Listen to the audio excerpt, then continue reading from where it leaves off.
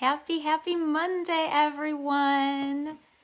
How's your week starting out? Not only is it the first day of the week, well, business week anyway, it's also the first day of a new month. So this is exciting. It's November 1st specifically, obviously, and I am excited. November is National Sleep Month. Who knew that? So for this month, I'm going to be sharing some things in the posts. Actually, we'll even go into December a little bit about sleep, some tips for sleep. Sleep is important. We all need our beauty rest.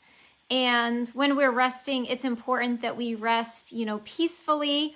So, that is why I am going to start our series for November off on sleep by talking about anger. And anger is good.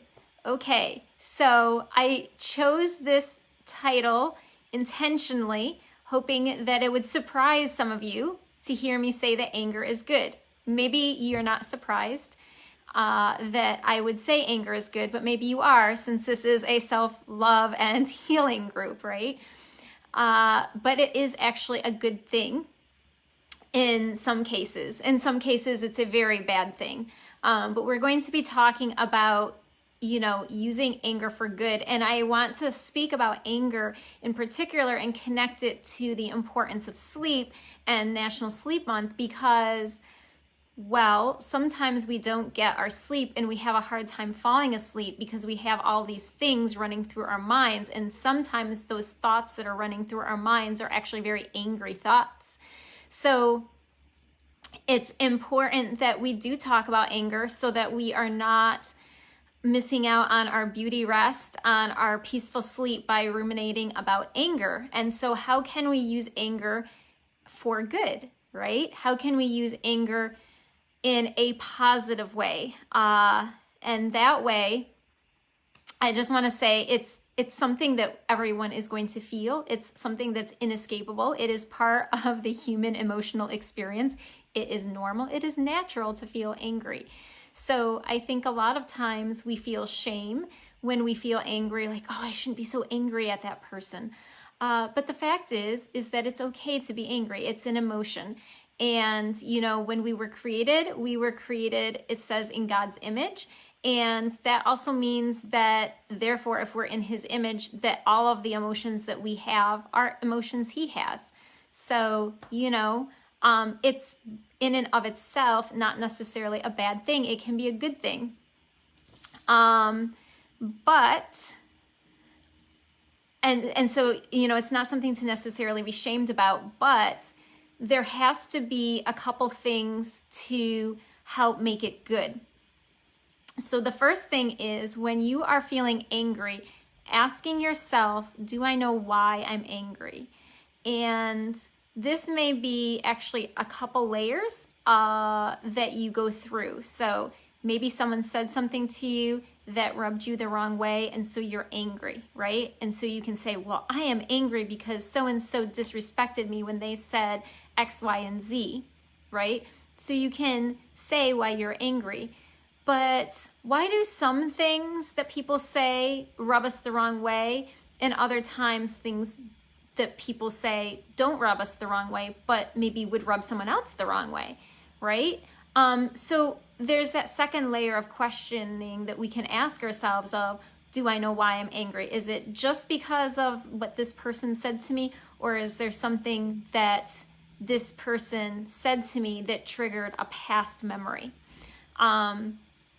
So the first step to, having anger not take over our lives is, and keep us up at night sleeping, is knowing why. Like being able to express to ourselves why we are angry. And if the situation calls for expressing to someone else, why they have made us angry. And then that would actually be your second question is, are you asking yourself when you get angry, what is my response? Like, do you plan your response? Or do you just snap back in the heat of the moment and then things escalate, whether that is with, a personal relationship or a professional relationship or even an encounter with a stranger on the street, right? So knowing why we are angry and taking a moment to plan our response can actually help us with our anger. It can actually turn that anger into something positive. One, because we've now figured out like maybe another root cause of like why we're angry and why certain things trigger us so easily. And two, when we have a planned response for what we're going to do when we're angry, and maybe that planned response might even be before you are in an angry situation, having a action plan for what you're going to do when someone makes you angry, because it is inevitable. It's going to happen. So basically, this comes down to being intentional. So when we have anger, we want to be intentional about it. What does intentional mean? So let's just break down intentional. If I look in a thesaurus and I look up synonyms for intentional, I get the word planning. So that goes back to, earlier, like before you even get yourself into a situation or find yourself into a situation, because we don't really get ourselves into it. Things just like happen sometimes, right? Maybe someone bangs into your car and now you're angry because now you have a fender that's bent, right? Or it could be whatever it is, but planning in advance. So, and also being conscious, intended, studied, and purposeful. So, having different things in place that we've planned out, maybe whatever that is. Maybe it's just walking away. Maybe it's counting to 10. Maybe it's practicing some breathing techniques. Whatever it is, maybe it's just pausing a moment to collect yourself.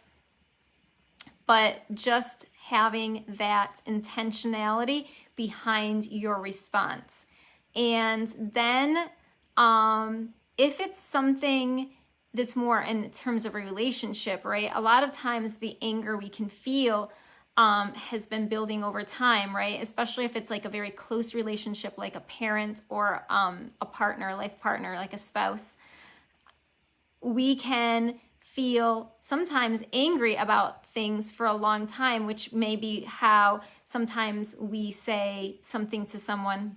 Oh, remember, I'm angry and you did it before last month. And remember that you did it like the week before that, and then 3 days before, and all of a sudden we've like in detail given 15 different times where this same person has offended us and made us angry in 15 different ways over the past 3 months, right? So knowing how long we've been angry about something, how long have you felt angry?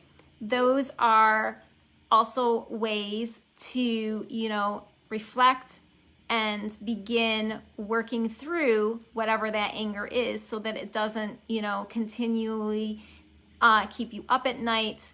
It doesn't continually occupy your thoughts during the day, or maybe it's not something that's occupying your thoughts at night or even during the day, but maybe this anger is just kind of like explosive and just kind of comes out randomly. So, just taking some time to reflect and think about where you are with, anger.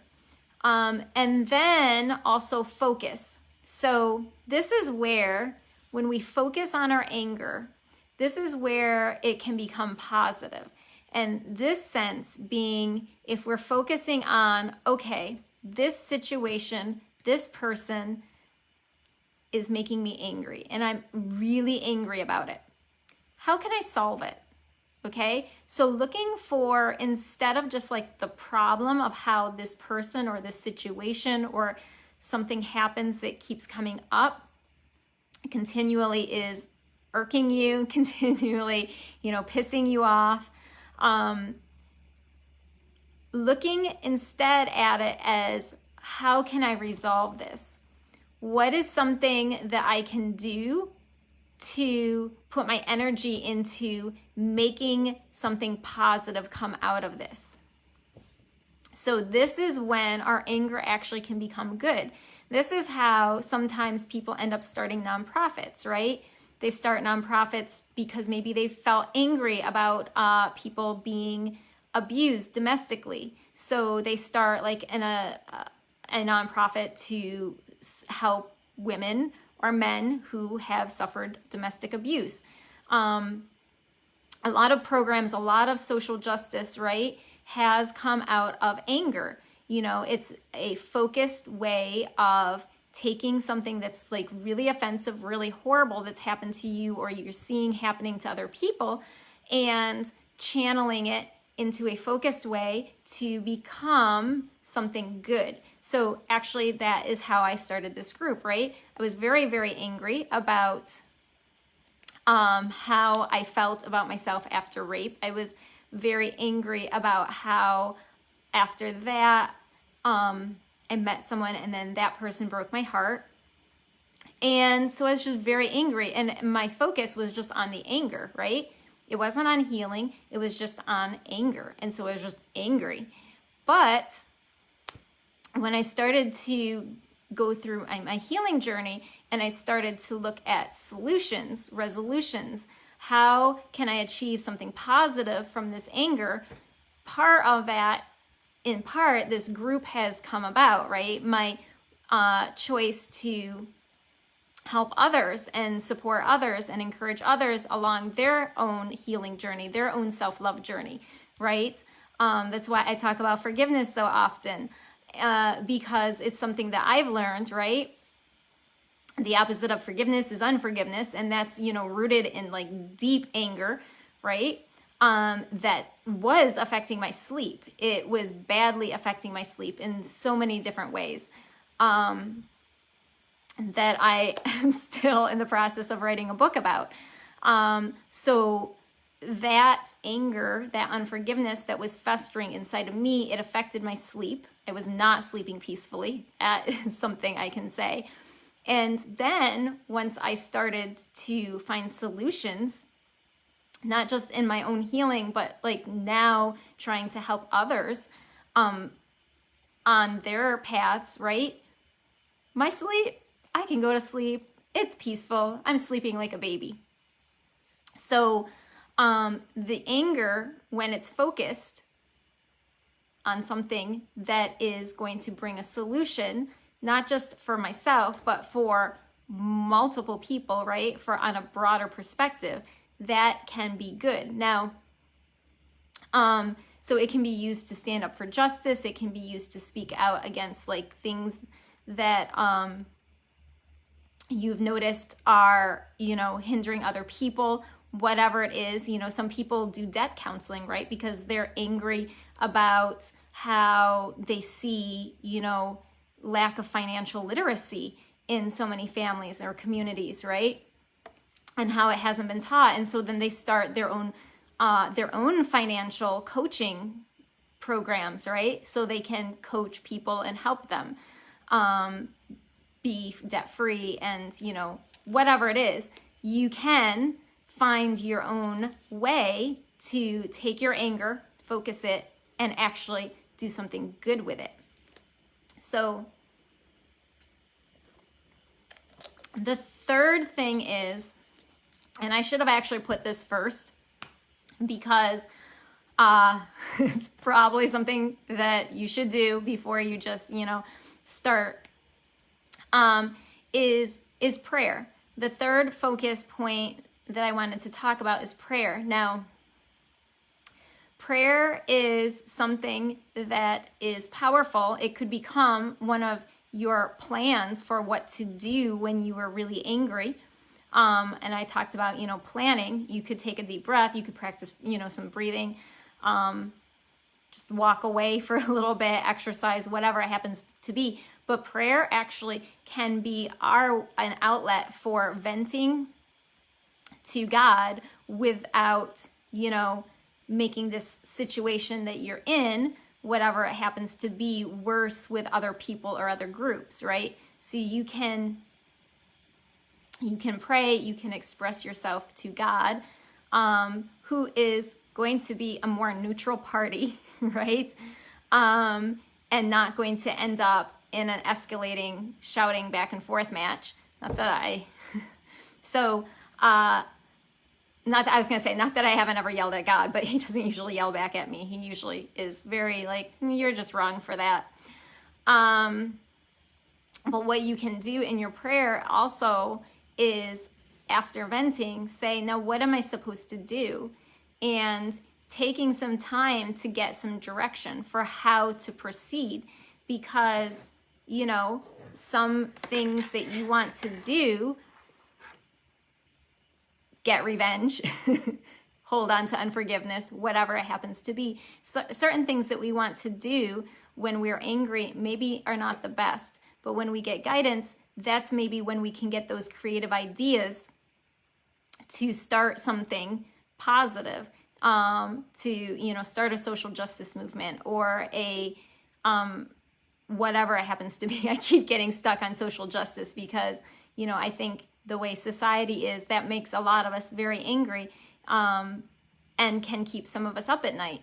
But what I'm saying is, you can take what is bothering you to God. You can ask him to give you wisdom and knowledge and understanding for what it is that you should do next. And it could actually be, in some cases, nothing. I remember a situation that I had a long time ago where a friend stabbed me in the back, right? Like, it was pretty brutal, I thought at the time. And I was really angry about it. And I remember praying about it, and I felt like I wasn't supposed to do anything. And so I didn't. I did nothing, nothing. And maybe about 3 months later, what came back and what happens to that person as a result of some of the things that she had done to me was really not pretty. And it was also something that I didn't take pleasure in seeing what happened, and what she went through. But sometimes, you know, God will just actually work it all out and take care of it, and settle things out for us and give us, you know, that resolution and however it should be without us doing anything. And then sometimes he will lead us to having these ideas, having the inspiration, having the energy, giving us the energy to, you know, actually start an organization or start a business or start some sort of outreach that would actually take our anger, focus it, and make a positive change. So this would put anger into two categories. So there's like the anger of like revenge, the selfish reasons, like the pride, my pride's hurt. I want to use my anger and make this other person feel bad and manipulate them into making them do what I want, right? That's one aspect of anger. And the other aspect of anger is, you know, purposeful. It is purposely looking to solve an abuse or a hurt. And so that end makes it a good thing, right? Something good has come out of it that we can do and give to the world. So the last thing that I do want to just mention is, since I was talking about praying earlier, you know, when we pray and we start to ask God for what he wants us to see about a situation, there might be things that, you know, he brings to our attention through other people or things that we learn about a situation, the backstory. Because we don't really, it says in, is it Ephesians or Chronicles? It says, I think it's Ephesians, we wrestle not against flesh and blood, but against spirits, against principalities. So a lot of times, the people that we're angry at, what's manipulating them is their own spirit of anger. My mom's calling me. Their own spirit of anger, their own spirit of unforgiveness, their own spirit of pride, their own, you know, they have like their own spiritual battles that maybe they're not even, aware that they're fighting, and it does not make it right that someone would hurt you or make you angry, right? But when we do take a time out, we can kind of understand that what we're fighting against might not be that person. It might be something like really big, right? So like racism, right? That's a spirit of hatred. That's like something really big, bigger than just that person. It goes deep. It goes very deep in society, and it's like got all these little prongs. So it's like very big. So how does one, fight against that? Like one step at a time. You maybe start an organization, or do something to focus and make whatever it is that you're happening to be angry about, turn it into something good, focused on that. All right. And in the end, when we focus on the resolution, it does help us with the healing process. It does help us with being able to, get our focus off of just that particular person who hurt us. They don't become so big and overpowering in our minds and our lives, which makes it easier for us to forgive them as well. And so that is what I wanted to speak about for this evening, is using anger for good, so that we can sleep better at night. We won't be up ruminating in our minds over and over and over again about the injustice that happened to us, whatever it was that we went through.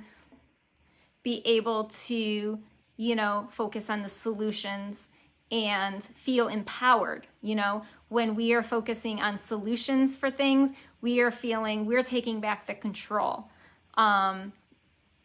The other person or the other situation is not in control any longer. We have now, taken back our power. We have now found a way to use our voice, which is also powerful. And so, knowing these things and our confidence is increasing, these things can help us sleep better at night. Or at least they have for me, when I have taken the things that I've been angry about or upset or hurt or felt were really wrong, and found ways to, channel my anger into a focus for something positive, something that will resolve the situation to help, humanity. And so I hope you guys have a wonderful rest of your evenings. As always, if you have any questions or comments, please put them in the comments below. You guys are always welcome to post in this group. There are no posting rules. Like some groups, some private Facebook groups have, you can only post on certain days. You guys can post your thoughts anytime, any day. So I welcome you to do that. If any one of you is not comfortable making a comment or making a post about sleep, anger, anything, whatever it is that you want to, post about, but you're not comfortable, you can always feel free to send me a DM. And so I wish you a happy Monday evening and a peaceful Monday evening. All right. Peace.